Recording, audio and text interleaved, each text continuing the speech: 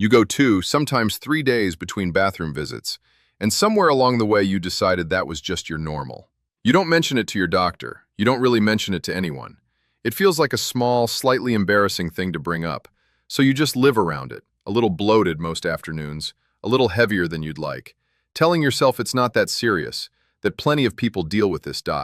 Maybe you've also watched a video or read an article that told you this was far more serious than you thought, that it was quietly poisoning your body, that it was a documented cancer risk, that ignoring it could cost you far more than a few uncomfortable days. If you have, I understand why that would stick with you. Fear is memorable in a way calm explanation often isn't. I want to be honest with you about something before we go any further tonight. Some of what circulates online about constipation is genuinely overstated, even frightening in ways the actual research doesn't support. And I'm going to correct a few of those claims directly tonight, because getting this right matters more to me than getting it dramatic. What I am going to tell you is that chronic constipation is still worth taking seriously, not because of the scariest claim you've heard, but because of what it actually demonstrably does to your comfort, your energy, and your daily life. Tonight, I'll walk you through what's genuinely supported by research, what's been overstated, and a real, practical plan you can start tonight, before bed, without any of it feeling overwhelming. I'm Dr. Clark, and this channel exists to give you accurate, evidence-based information about your body, including, when necessary, correcting the things other channels get wrong. Before we get into it, I want to answer a message from a woman named Ruth, 64, from Peoria, Illinois. Ruth wrote in worried after watching a video that told her chronic constipation was documented to cause colon cancer. She asked me plainly, "Is that true? Because now I'm scared every time I'm backed up." Ruth, I want to answer this clearly and directly right at the start, because I don't want you carrying that fear a moment longer than necessary. It is not true in the way that video presented it, and I'll show you exactly why in a few minutes. If a video like that has ever worried you the same way, drop the word worried in the comments. I want to know how many of you have carried this same fear. We've spent years working with older adults on exactly this kind of quiet, rarely discussed problem. Nobody puts difficulty with bowel movements on a vital signs sheet, but it affects comfort and confidence more than almost anything else people don't talk about. My job here is to give you what's actually supported by evidence, not what generates the most alarm. Let's start with the fear that's probably brought some of you here tonight. The idea that stool sitting in your colon releases toxins that get reabsorbed into your bloodstream, slowly poisoning you from the inside. This idea has a name, autointoxication, and it dates back over a century to physicians who believed rotten, stagnating stool created disease-causing toxins that seeped into the body and caused everything from fatigue to skin problems to mental fog. It sounds plausible, in the same way a lot of outdated medical ideas sounded plausible at the time. It is not supported by modern evidence. There is no credible research showing that a healthy body absorbs disease-causing toxins from stool sitting in the colon. Your liver and kidneys are handling genuine detoxification work every day. Your colon backing up for a few extra days is not quietly poisoning your bloodstream. I want to say that plainly because a fear like that can sit with you long after you've forgotten exactly where you first heard it, showing up as a low hum of anxiety every time you feel a little backed up. Here's what is real, and I want to be just as clear about this side of it. Chronic constipation genuinely causes discomfort, bloating, straining, and can contribute to real physical problems like hemorrhoids and pelvic pressure from repeated straining over months and years. Those are documented, common, and absolutely worth addressing. What's genuinely happening in your body when you're chronically constipated is simpler, and frankly less dramatic, than the toxin story. Stool sits longer in the colon. The colon wall continues pulling water out of it the longer it stays, and it becomes progressively drier and harder to pass. That's uncomfortable. It's worth fixing, and it doesn't require a dramatic poisoning narrative to be a legitimate problem worth your attention tonight. Now let's talk about the cancer claim directly, because Ruth isn't the only one who's heard it, and I suspect a good number of you watching have seen some version of this claim too.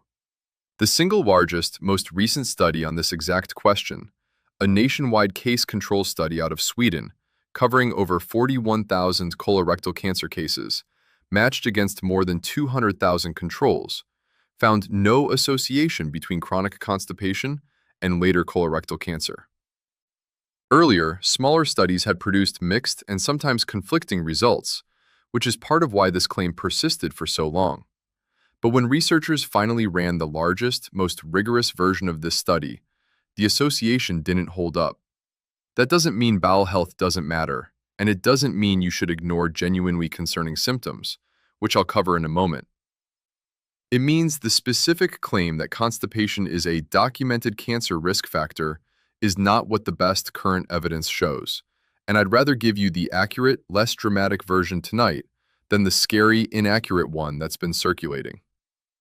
Here, another claim I want to correct directly, because it's designed to scare you into permanent worry about a product sitting in most people's medicine cabinets.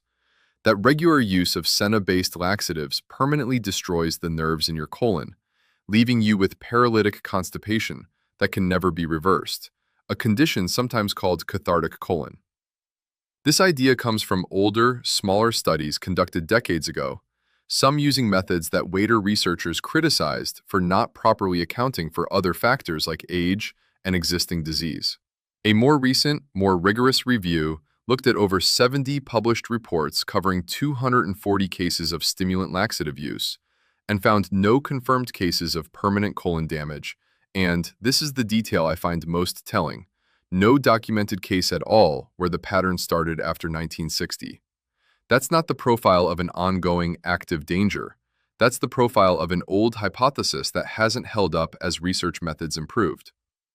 The honest, current position among researchers who've reviewed this most carefully is that chronic senna use is unlikely to cause lasting structural damage to your colon.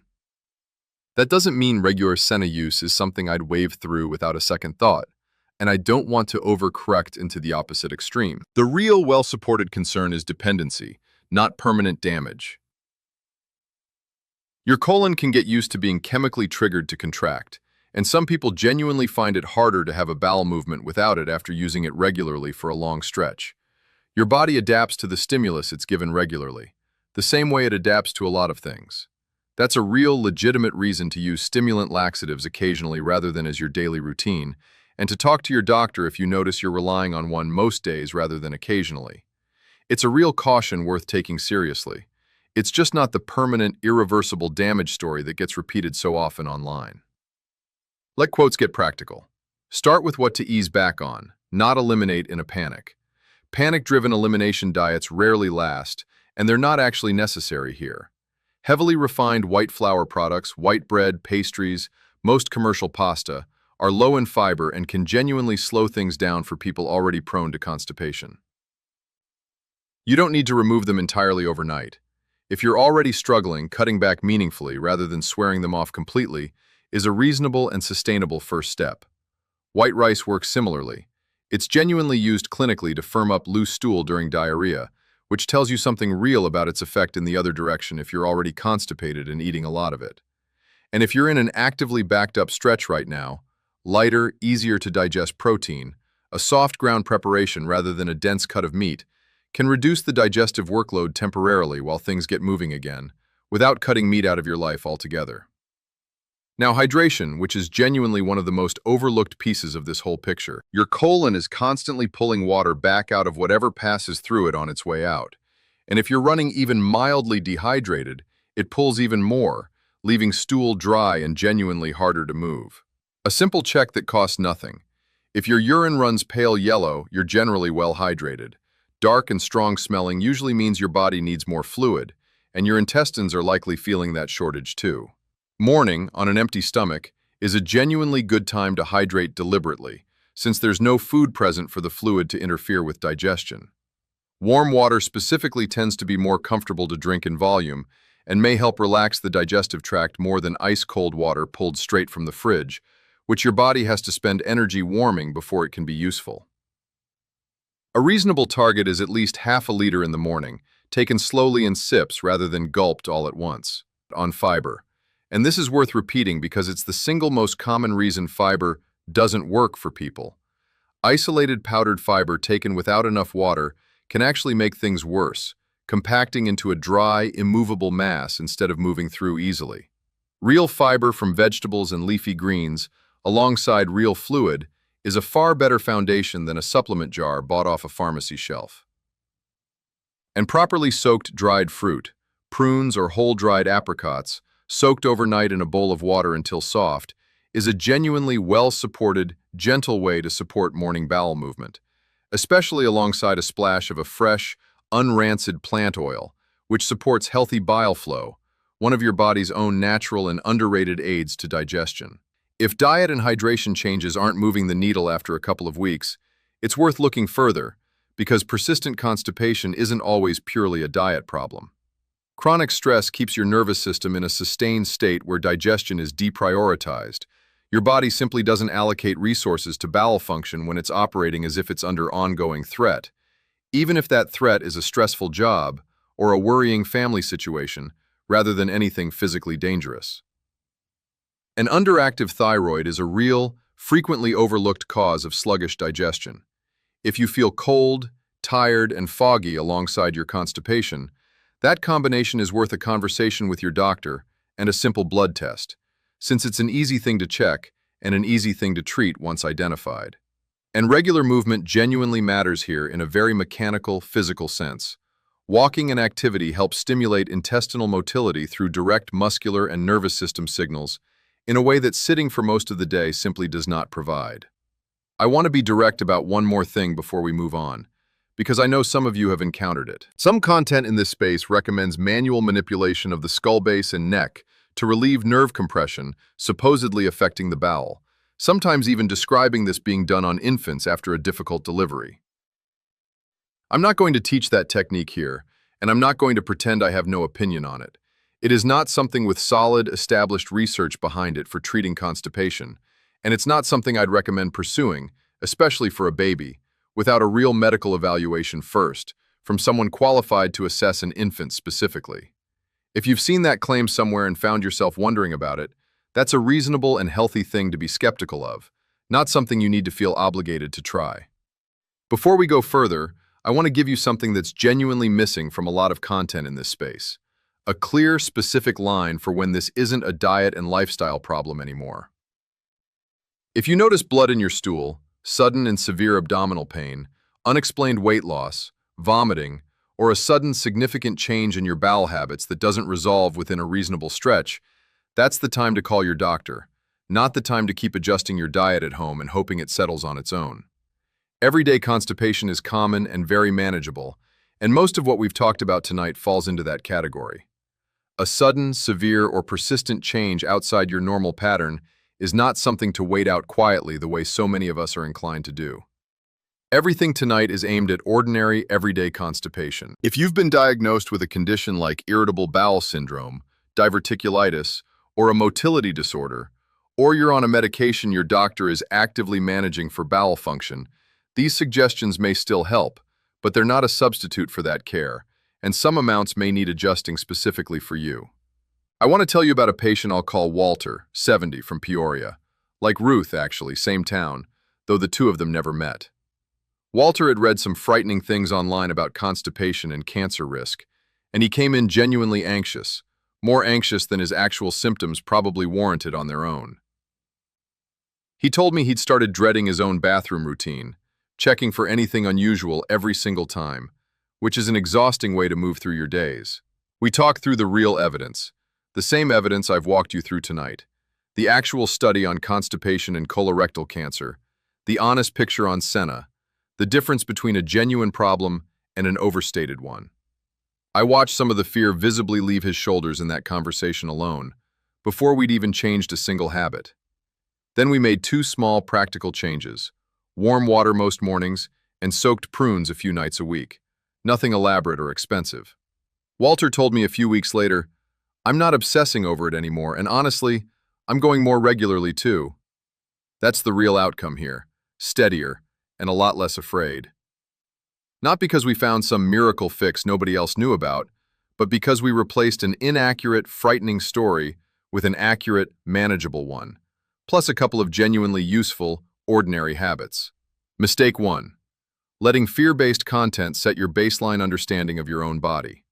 If a video's main tool is alarm rather than evidence, that's worth noticing before you let it change how you think about something as ordinary as your own digestion. Mistake 2. Adding fiber without adding water, or relying on isolated fiber powder as your entire plan. We covered why. It's one of the most common reasons people feel like nothing works, no matter what they try. Mistake 3, the most important one. Treating ongoing severe or sudden onset symptoms as something to manage with food and patience alone. If anything from the warning signs section applies to you, that's a call to your doctor, not an adjustment to your evening routine. And no amount of dietary discipline substitutes for that evaluation. Here quotes how to put this together without overhauling your entire life or your entire kitchen. In the morning, on an empty stomach, drink a warm glass of water, slowly, in sips, before anything else, even before your coffee. Ease back on refined flour and white rice if you're already prone to constipation, gradually and without treating it as an emergency elimination that has to happen overnight. A few nights a week, soak a small handful of prunes or dried apricots in a bowl of water and eat them in the morning, plain or stirred into something else you're already eating. Move your body daily, even if it's just a short walk around the block. And if you use a stimulant laxative occasionally, that's reasonable. Just notice honestly whether it's becoming your daily habit rather than an occasional tool, and bring that up with your doctor if it is. 1. Pick one change from tonight to start with. Most people find the morning water easiest. 2. Give it 2 weeks of real consistency before judging whether it's helping. 3. If you're currently relying on a stimulant laxative most days, mention that honestly at your next appointment rather than managing it alone indefinitely. 4. If anything in the warning signs section applies to you right now, make that call before anything else. If tonight helped you separate what's actually true from what's just frightening, that's genuinely the goal of this channel. And I'd rather earn your trust with accuracy over months than earn your attention with alarm for one video. If that's valuable to you, a like helps this reach more people who are carrying the same worry Ruth had before tonight. And sharing it with someone who's been scared by one of these videos might genuinely ease their mind the way this conversation eased Walter's. If you're new here, subscribing means you'll see the next one of these corrections as I make them, on whatever topic comes up next. And I'd love to hear from you in the comments. Has a health video ever worried you more than it turned out to be warranted? Tell me about it, and tell me what you'd want corrected next. This video is educational and doesn't replace a conversation with your own doctor, especially if you're managing a diagnosed digestive condition or taking medication that affects your bowel function. I'm Dr. Clark, and I'll see you in the next one.